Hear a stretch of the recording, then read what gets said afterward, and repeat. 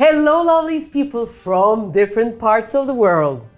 From Turkey, heaven of meatballs, that we have, as Refika's Kitchen found 368 different types of meatballs with their names, I can say our meatballs are worth tasting. And anyone who came to Istanbul knows the street köftes. They are incredibly tasty when you're going to a football match or you're passing a ferry. If you get a bite of that street köfte, you won't ever forget it. So today what I want to do, I want to create that street flavor, because usually they take 1 day, 2 days to prepare, to your kitchens without the coal, but get all those tastes in a 5-minute preparation time. Yes, 5 minutes. And then another 5 minutes of cooking. In 10 minutes, you're gonna have great style meatballs. If you're ready, let's go. First, we have this cast iron pan. It is the closest system to the coal. I am putting it to lower heat, but big heat.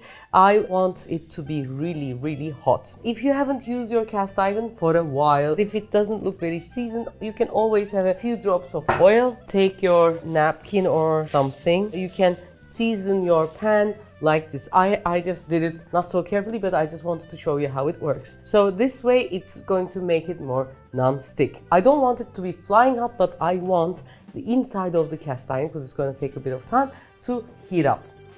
When we move here, we have the food processor. That's going to help us make everything in 5 minutes. How? We're going to use the inside of the bread. This is the famous crunchy Turkish bread. Of course, it's white. It will spike up your sugar level, but for this, it is great. I get 1/3 of the breads inside. You can use bread crumbs. You can even use panko. I'm going to put half my onion together with the bread.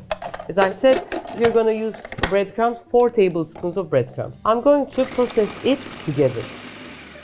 This will soften our köftes. I want to show you the inside like this. So it's almost like really nicely chopped. Also, bread soaks some of the onion's juices. Then, 250 grams of minced meat. You can use lamb, you can use beef and lamb mixed as well. Some of the street köftes, what they use is cheeks. The meat from the cheeks are so good, but it's not very easily found. So now I'll clean my hand. Usually these köftes wait a little and soak up the nice flavors overnight, but I want to rotten it, because köfte, word meaning is actually, it's like a paste. So I want to make the köfte a bit like a paste, and to fasten that, I'm going to use baking soda. It's like 2 pinches, 1/4 of a teaspoon is enough, but make sure your baking soda is fresh. Half a teaspoon of salt and half a teaspoon of black pepper. I'm not using lamb, but beef. The fat is not enough, so a teaspoon of butter would get in as well. This will increase the shining of the minced meat. It's first going in a proper way. Then it starts to clutter together. We want that cluttering together. It starts to move together. So that's what we want. Yes, it's done. In a pan like this, I want some water for my hands. And now we are ready to make the köftes. First, the texture. As you can see, it's quite sticky to the fingers as well, like this. This is normal for this type of köfte, because with the baking soda, we have ruined their cells actually. So it's more sticky and it's normal. That's why we need the water. And secondly, different times in my life, I have added to this recipe sometimes excessive baking soda. And when that happens, you get almost a garbage-like smell, because the rottening happens really fast. It becomes too much. There's nothing wrong. It's edible. It's not rottening from anything bad. It's not a problem. But if it's very too much, it sometimes even turns green. I've tried that as well. Anyways, first I wet my hands and then get almost, not too big, like 30 grams. I'm going to check it. 30 grams of this minced meat. To tell you the truth, it doesn't look very inviting, but the taste is very juicy and you get the taste of the meat really well. So this way, I am making my meatballs quite fast. Now, checking the pan whether it's okay. It is sizzling, but as you can see, you see drops and it takes a bit of time. So I can increase the heat a little more. And before I start to cook my köftes, I onion the pan a bit. This creates an incredible smell and it also increases the non-stick qualities of the pan as well. Anyways, for example, if you're living single, you can make from a kilo of these köftes, freeze it in the freezer like this, then collect it and put it in a bag or a container, and each time you want to use it, take 5 out, put it in the air fryer or cook it this way, and it becomes gorgeous. Onioning the pan is done. I'm going to put some veggies too. I want the veggies to get the smell of the meat, so I am going to put half of my köftes in and some tomatoes. Some salt to tomatoes and the peppers. And then now decrease the heat. The most important thing about cooking köfte is you have to turn it often. When one side is done a little, turn it this way. The oil that is melting, you turn it in and it goes inside the meat, making it more gorgeous. Why did I salt the veggies? I think they get tastier that way. Now, 1 minute later, again, turn it.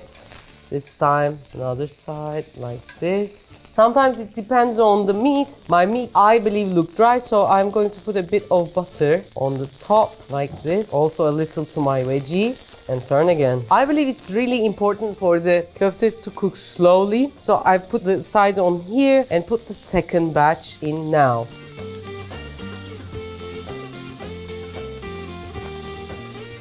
Now, almost towards the end, I am changing the places of the köfte.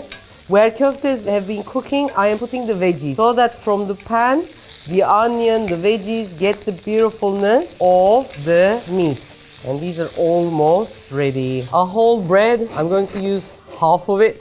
Now, before I finish everything, I turn the heat down, gather everything here, and put my tongue to here. This way the juices are gathered here, and I'm going to put a bit of water. There's now incredible taste here, soaking my bread like this. Beautiful, beautiful juice. A little to the meat as well. Now, the köftes get in. They used to be roundish, but now they're not, and that is baking soda at work. Now I'm going to crush the tomato and have the onions. Wait, yes. Ah! Now that's the evil eye. Oh, Bahar's eye. Not evil, but hungry. Done. Some parsley, always good. So, ready to eat the street köfte. You remember we used 1/4 of the bread and we took the inside? Okay, this is the thin girl's bread. That's what I'm going to eat. We take the excess one. So, to this, I'm going to have few köftes. Unfortunately, I had 1 pepper left. Tomatoes, some onion. And some parsley. I would use a lot of parsley to this.